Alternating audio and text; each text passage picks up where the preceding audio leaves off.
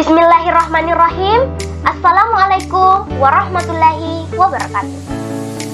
Halo teman-teman semua, perkenalkan, saya Dian Farhia BM dari Prodi Bimbingan dan Konseling Universitas Negeri Makassar. Pada video kali ini, saya akan membahas tentang keterampilan komunikasi daring. Adapun sub-pembahasan saya, yang pertama, pengertian komunikasi daring, yang kedua, fungsi komunikasi daring, yang ketiga, tujuan komunikasi daring, yang keempat, manfaat komunikasi daring, yang kelima, jenis-jenis komunikasi daring, yang keenam, komponen-komponen komunikasi daring, dan yang terakhir, kelebihan dan kekurangan komunikasi daring. Pasti teman-teman sekalian bertanya, apa sih komunikasi daring itu? Komunikasi dalam jaringan atau yang biasa disingkat komunikasi daring adalah cara berkomunikasi yang mana menyampaikan dan menerima pesan dilakukan melalui jaringan internet. Komunikasi yang terjadi pada dunia semu bisa disebut dengan komunikasi di dunia maya atau juga cyberspace. Selanjutnya, fungsi komunikasi daring. Terdapat beberapa fungsi dari komunikasi daring, antara lain sebagai berikut. Pertama, informasi. Mempunyai fungsi untuk media penyampaian pesan dan informasi kepada penerima pesan informasi. Yang kedua, kendali. Mengendalikan dan mengatur sebuah informasi sebagai kewenangan individu atau kelompok. Yang ketiga, motivasi. Komunikasi daring juga dapat mengacu pada pekerjaan dan semangat karyawan terhadap pekerjaannya. Yang keempat, ekspresi emosional. Komunikasi daring bisa menjadi perwakilan individu atau kelompok. Yang kelima, penghemat waktu. Komunikasi menjadi sangat efisien. Yang keenam, penghemat biaya. Dengan harga kuota internet yang lebih murah, sangat membantu sekali komunikasi daring berjalan. Yang ketujuh, dilakukan di mana saja. Ini artinya, baik di pagi hari, siang, sore, bahkan malam hari tidak ada masalah jika melakukan komunikasi daring. Yang kedelapan, ilmu teknologi.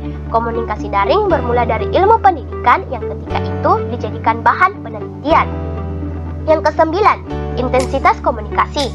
Kemudahan berkomunikasi menjadikan intensitas komunikasi bertambah tanpa adanya batasan. Yang kesepuluh, partisipasi. Komunikasi daring menjadikan peningkatan partisipasi dalam arti menambah individu atau kelompok ke dalam proses komunikasi. Kesebelas, kontrol. Proses komunikasi juga bisa diawasi Menteri Komunikasi sebagai badan pengawasan komunikasi dalam negeri. Ke-12, dorongan. Misalnya, seorang penulis yang terdorong menulis tulisan yang berguna karena mudahnya akses komunikasi. Yang ke-13, sosialitas. Misalnya Facebook yang merupakan media komunikasi sosial yang bisa membantu dalam melakukan kegiatan sosial. Yang ke-14, fungsi negara, yakni komunikasi daring membantu pemerintah dalam penyampaian informasi kepada publik. Selanjutnya, tujuan komunikasi daring. Tujuan dari komunikasi daring adalah sebagai berikut. Pertama, berbagi sumber daya. Kedua, media komunikasi. Ketiga, integrasi data. Keempat, keamanan data. Kelima, efisiensi waktu.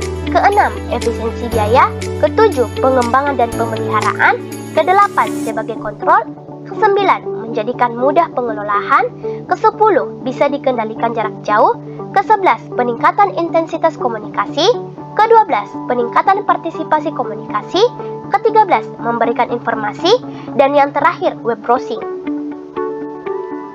Selanjutnya, manfaat komunikasi daring. Manfaat dari komunikasi daring adalah: pertama, menjadi suatu sarana komunikasi.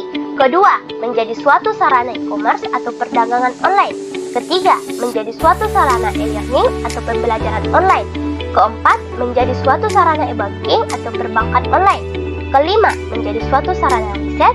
Keenam, menjadikan mudah peserta didik dan guru dalam melakukan interaksi dan berkomunikasi. Ketujuh, akses pada informasi yang berada pada tempat yang jauh. Dan yang terakhir, menjadi suatu media hiburan interaktif. Selanjutnya, jenis-jenis komunikasi daring. Pertama, komunikasi sinkron chat.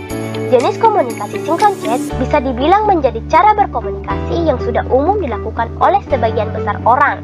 Yang kedua, komunikasi sinkron call. Untuk berkomunikasi sinkron call, pengguna menggunakan aplikasi yang diinstal pada smartphone yang terhubung dengan internet. Ketiga, komunikasi sinkron video call. Sesuai dengan namanya, Jenis komunikasi daring ini memakai video call atau panggilan sebagai penghubung. Keempat, komunikasi asinkron video. Meski sama-sama memakai video, tapi jenis ini berbeda dengan komunikasi sinkron video call. Kelima, komunikasi asinkron chat.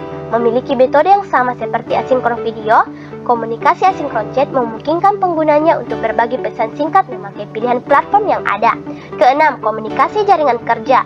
Komunikasi jaringan kerja bersifat pribadi dan tentunya berkaitan dengan urusan pekerjaan. Ketujuh, komunikasi kelompok. Komunikasi kelompok dilakukan secara berkelompok atau grup yang terdapat beberapa orang di dalamnya. Kedelapan, komunikasi formal. Sesuai dengan namanya, jenis komunikasi daring ini dilakukan secara formal atau resmi. Kesembilan, komunikasi non-formal. Jenis komunikasi non-formal dapat terjadi di acara resmi maupun tidak resmi. Kesepuluh, komunikasi informal.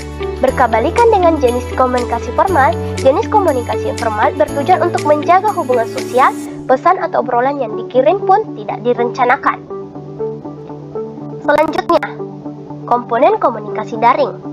Pertama, perangkat keras atau hardware adalah perangkat yang bisa dilihat dan diraba manusia secara langsung, misalnya komputer, handset, dan perangkat pendukung koneksi internet lainnya. Kedua, perangkat lunak atau software adalah program komputer yang mempunyai fungsi melakukan pekerjaan yang diinginkan, misalnya adalah Skype, Facebook, dan lain sebagainya. Ketiga, perangkat nalar atau akal adalah manusia yang ikut serta dalam pemakaian dan pengaturan hardware dan software untuk menjalankan komunikasi daring. Selanjutnya, kelebihan dan kekurangan komunikasi daring. Kelebihan komunikasi daring antara lain. Pertama, efisiensi biaya. Komunikasi ini tidak harus dilakukan secara tatap muka dengan langsung menjadikan komunikasi daring dapat menghemat biaya transportasi. Kedua, efisiensi waktu. Komunikasi ini bisa dilakukan dengan cepat tanpa membuang waktu dengan melakukan perjalanan.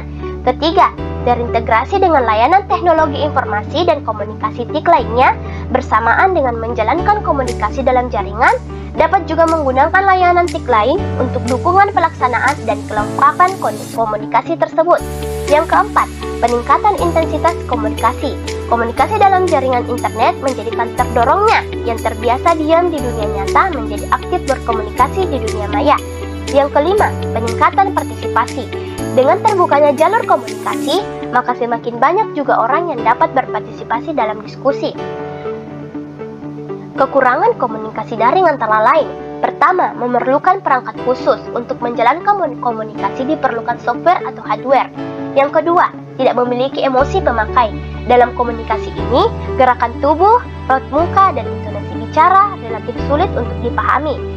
Yang ketiga, banyak informasi yang tidak penting. Seringkali informasi yang didapat terlalu banyak dan membuat penerima menjadi bingung. Dan yang terakhir, menyita konsentrasi. Menjalankan komunikasi dalam jaringan tidak pada tempat dan waktu yang tepat, bisa mengabaikan atau menunda suatu hal lain, bahkan dapat membahayakan orang lain ataupun diri sendiri. Sekian dan terima kasih. Itulah tadi pembahasan tentang keterampilan komunikasi daring.